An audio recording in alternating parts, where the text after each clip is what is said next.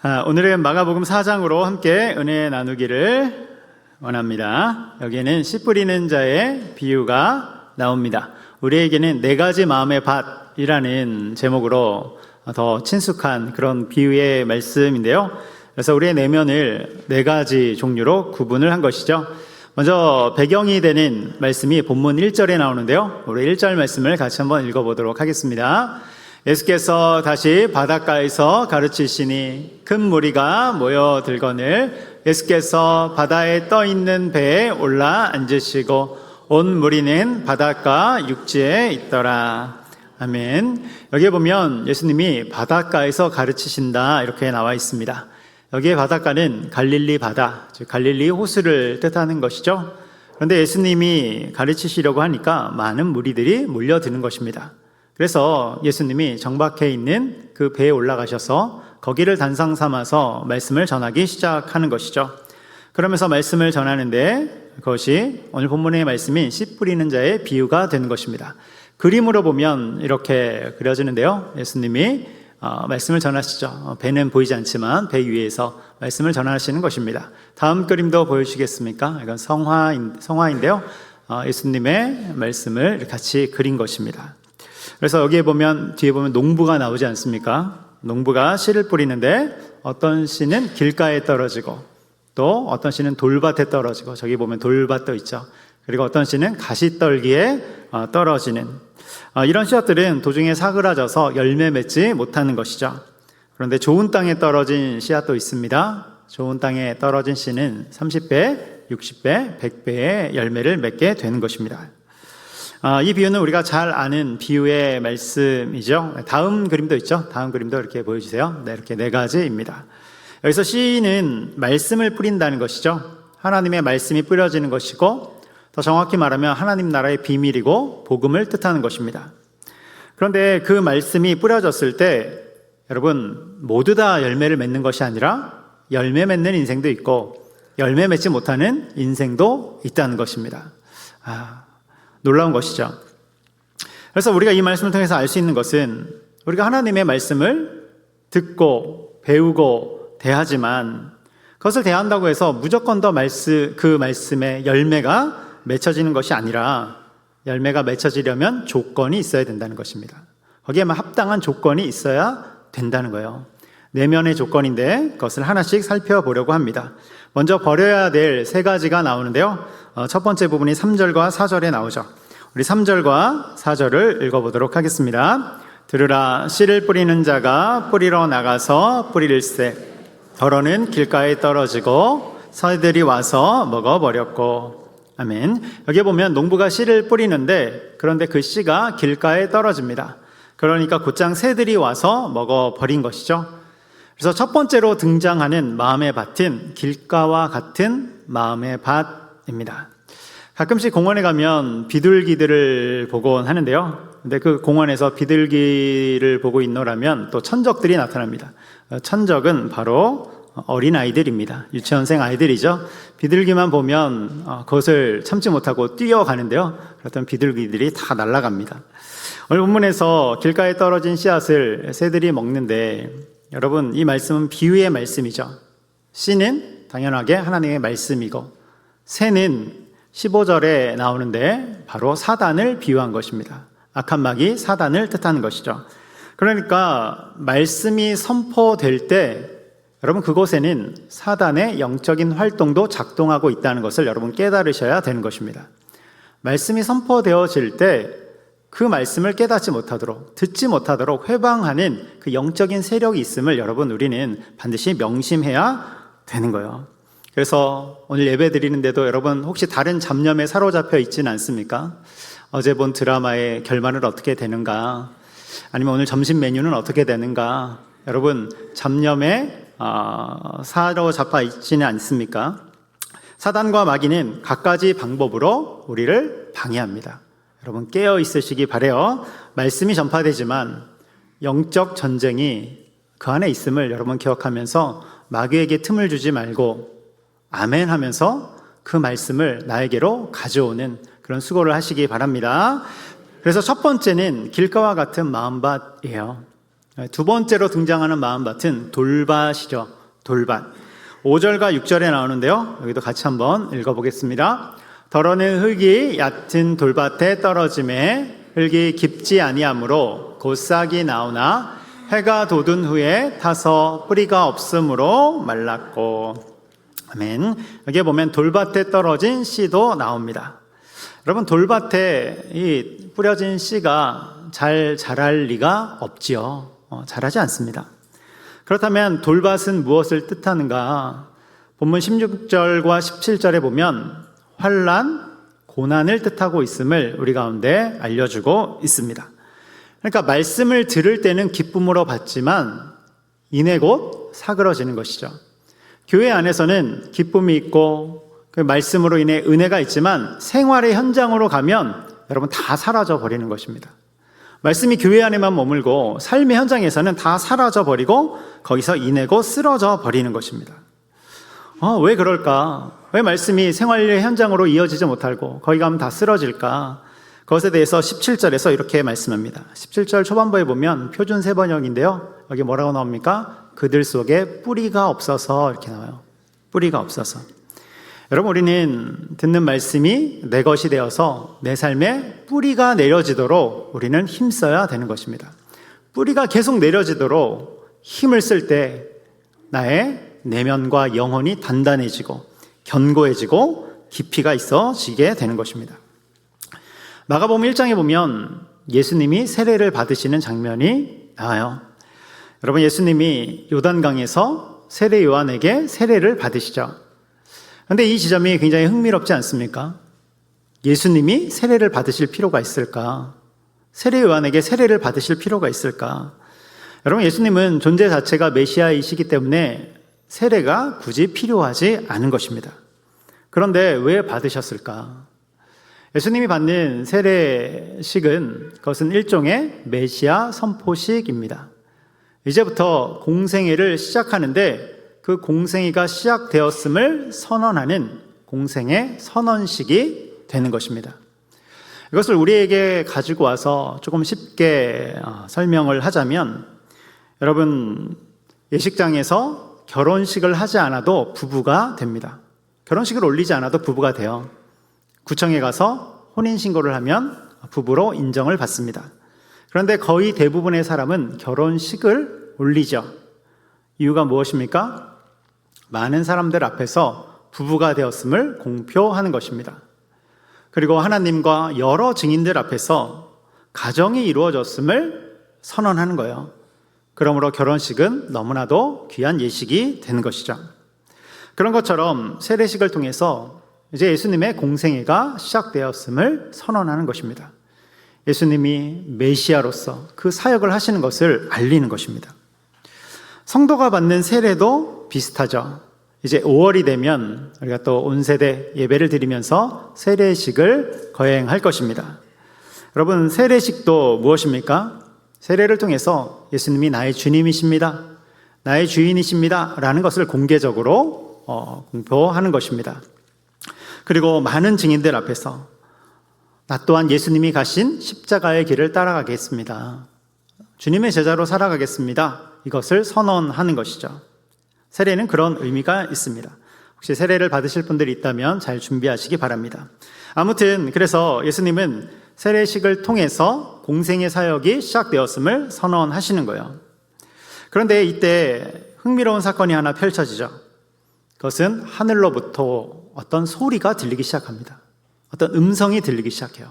하나님의 음성인데요, 그 부분이 마가복음 1장 11절에 나옵니다. 같이 읽겠습니다.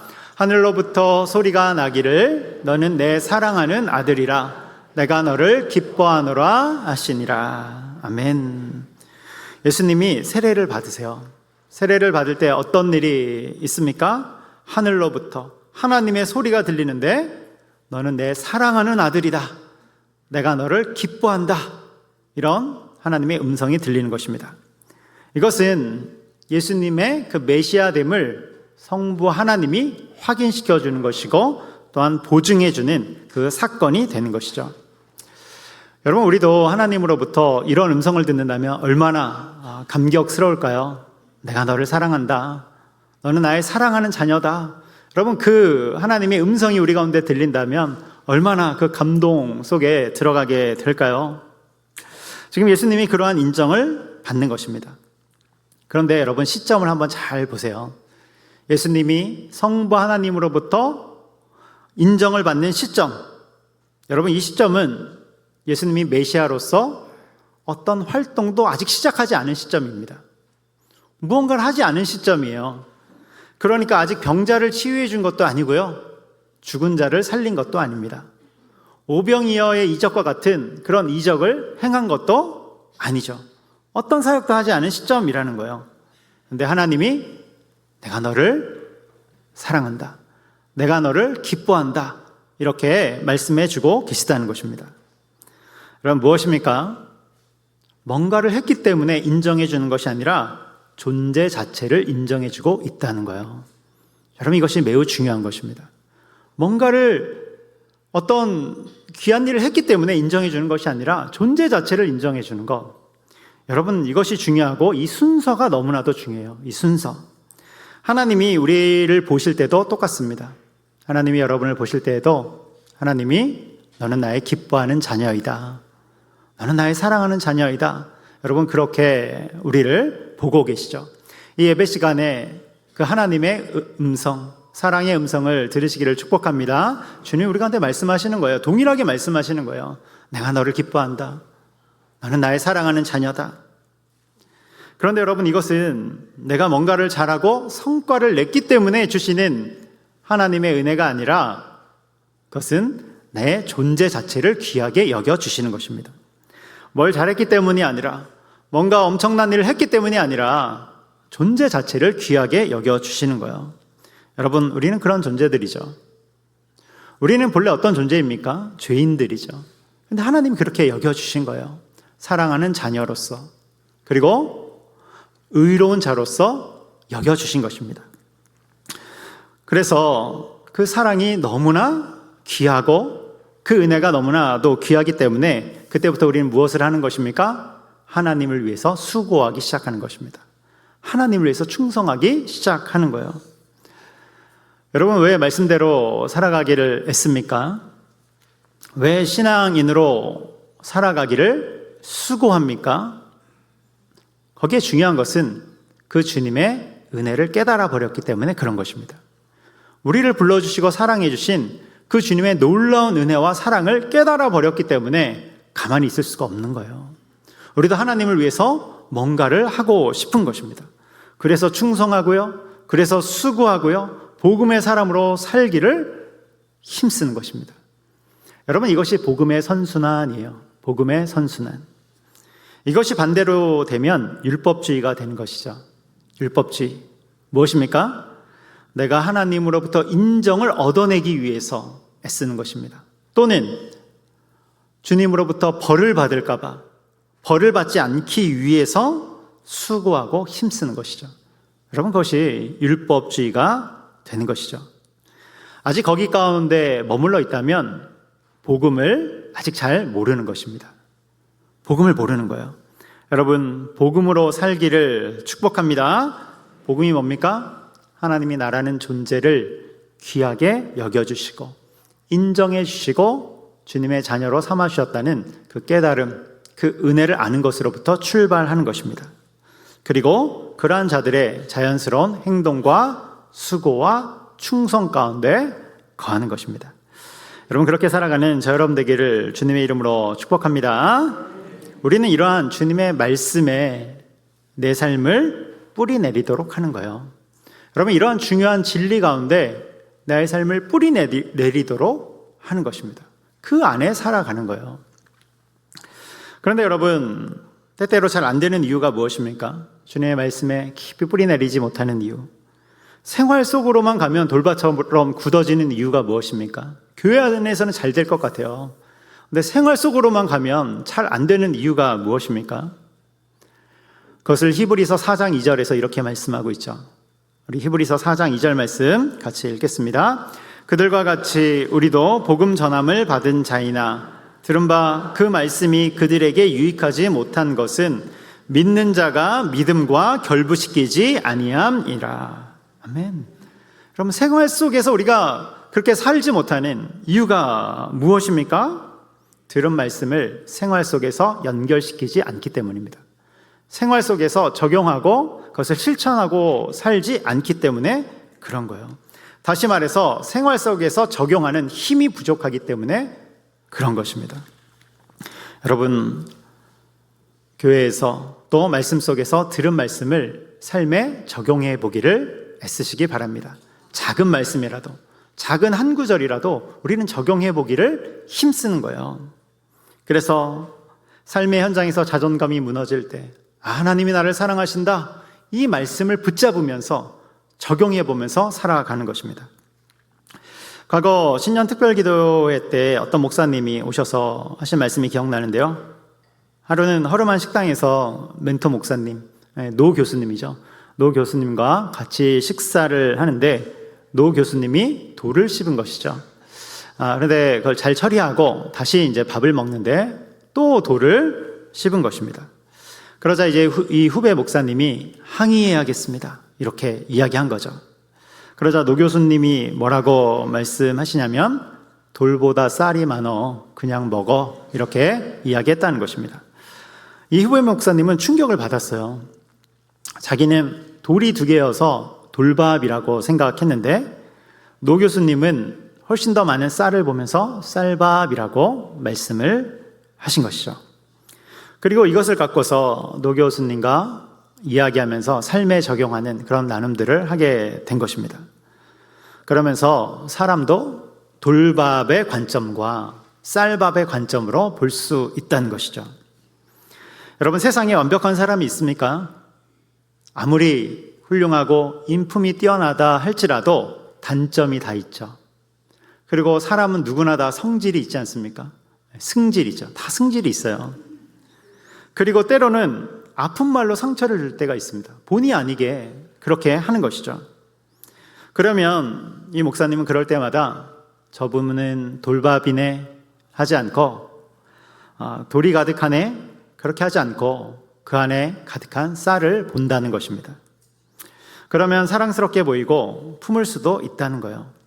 그래서 이것을 생활 속에 적용하고 목회 가운데서도 적용하며 행했다는 그런 이야기입니다. 여러분, 우리도 주위 사람들에게 때때로 상처받을 때가 있죠. 또 상처를 줄 때도 있습니다. 어쩔 때는 내가 좋은 뜻으로 했음에도 불구하고 상대가 상처를 받을 때도 있어요. 당황스러운 순간이죠. 여러분, 그럴 때 우리가 주목해야 할 것은 돌이 아니라 쌀이라는 것입니다. 그럼에도 불구하고 우리가 계속해서 돌에 집중하면 여러분 어떻게 됩니까? 결국 내 마음이 돌이 된 것이죠. 내 내면이 딱딱한 돌이 되어버리는 것입니다. 오늘 본문에서 돌밭을 말씀하고 있어요. 우리 내면이 돌밭이 되지 않는 그 중요한 비결은 무엇입니까? 말씀을 듣는 것에서 끝나는 것이 아니라 그것을 붙잡고 또 생활 속에서 작은 말씀이라도 실천해 보는 것입니다. 한 구절이라도 지키기 위해서, 붙잡기 위해서 애를 써보는 것입니다. 여러분, 우리의 상황은 변화무쌍하죠. 마치 바다의 파도처럼 언제 어떤 일이 펼쳐질지 아무도 모릅니다. 어떨 때는 무슨 드라마에나 나올 법한 그런 상황이 펼쳐지기도 하고요. 또 상상을 초월하는 상황을 만나기도 합니다. 그러한 고난과 상처와 역경이 온다 해도 여러분, 주님의 말씀을 강하게 붙잡으면서 그 말씀을 내 삶과 연결시키기 위해서 실천하고 애쓰는 우리가 되기를 주님의 이름으로 축복합니다. 아멘. 연결하는 거예요. 세 번째로 등장하는 마음의 밭, 우리가 버려야 될 마음의 밭은 가시떨기이죠. 7절에 이렇게 나오는데요. 7절을 같이 읽겠습니다. 더러는 가시떨기에 떨어짐에 가시가 자라 기운을 막음으로 결실하지 못하였고.